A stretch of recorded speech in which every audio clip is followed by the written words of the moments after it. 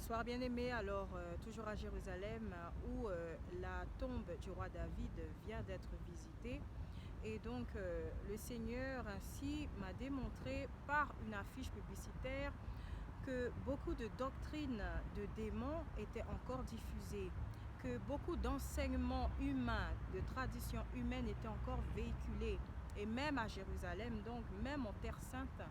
Donc comme vous le savez, bien-aimés, la Bible nous dit que beaucoup quitteront la foi pour s'adonner à des esprits séducteurs et adopteront ainsi des doctrines de démons et que beaucoup de faux Christ, beaucoup de faux prophètes s'élèveront, produiront ainsi des miracles au point de séduire, s'il était possible, les élus de Dieu.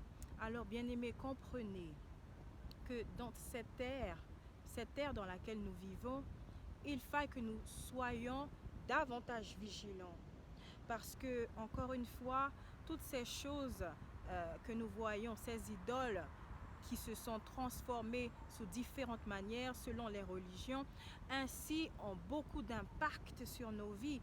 Et je vous rappelle, bien-aimés, que justement le Seigneur, notre Dieu, faisait la guerre depuis même la fondation du monde aux idoles, faisait la guerre aux hommes, entre guillemets, parce que les hommes se détournaient de lui pour adopter des idoles dans leur vie.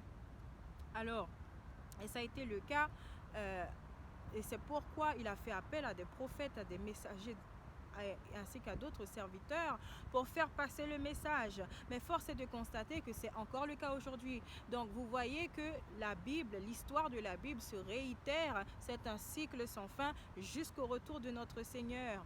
Alors, Jérusalem est une ville magnifique, comme toutes les autres villes que le Seigneur m'a fait visiter par sa grâce. Donc il ne s'agit pas justement de remettre en question les villes en elles-mêmes, mais il est question justement des enseignements et des doctrines, des idoles qui ont ainsi été édifiées au détriment de Dieu. Je vous rappelle, bien-aimés, que le tout premier commandement que Jésus-Christ, notre Seigneur et Sauveur, nous rappelle d'ailleurs, c'est d'aimer Dieu de tout notre cœur, de toute notre âme, de toutes nos forces, et en deuxième lieu, d'aimer notre prochain comme nous-mêmes. Alors je vous rappelle encore une fois, bien-aimés, que aimer Dieu sincèrement, comme il est écrit, que ceux qui adorent Dieu doivent l'adorer en esprit et en vérité, ils sauront donc que toutes ces choses que nous voyons exposées ne sont pas de lui et donc sont rejetées par lui, bien-aimés. C'est pourquoi il est important de vous repentir de cela. C'est pourquoi il est important, bien-aimés, de vérifier si justement vous êtes encore dans la foi chrétienne et que vous n'avez pas épousé des choses qui ne sont pas bibliques.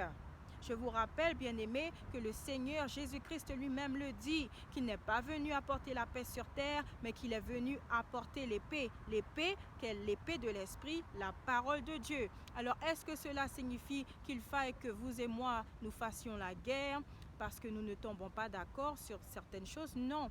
Cela signifie tout simplement que parce que la Bible ainsi donne des vérités, que beaucoup qui n'appliquent pas justement les commandements de la Bible, ainsi se verront offensés, ainsi rejetteront toutes ces choses qui pourtant sont mentionnées dans la Bible. C'est pourquoi le Seigneur dit que justement cela créera des divisions. Et c'est ainsi que nous verrons ceux qui véritablement suivent les instructions du Seigneur ou pas, ou alors se basent sur leur propre sagesse, sur leur propre intelligence, sur leur propre compréhension des choses. Donc, c'est bien pourquoi le Seigneur, bien-aimé, nous remet son Esprit Saint. Il le dit lui-même, qu'il s'en va rejoindre Dieu notre Père et qu'il nous enverra l'Esprit Saint qui est le consolateur, celui qui nous enseigne toutes choses et qui nous aide en toutes choses. Et c'est l'Esprit Saint qui nous permet de discerner ce qui est bon, juste, agréable aux yeux de Dieu. Je vous le rappelle, bien-aimés, ne vous conformez pas aux commodités de ce monde, justement. Renouvelez votre intelligence, comme il est écrit dans le livre des Romains, chapitre 12, verset 2.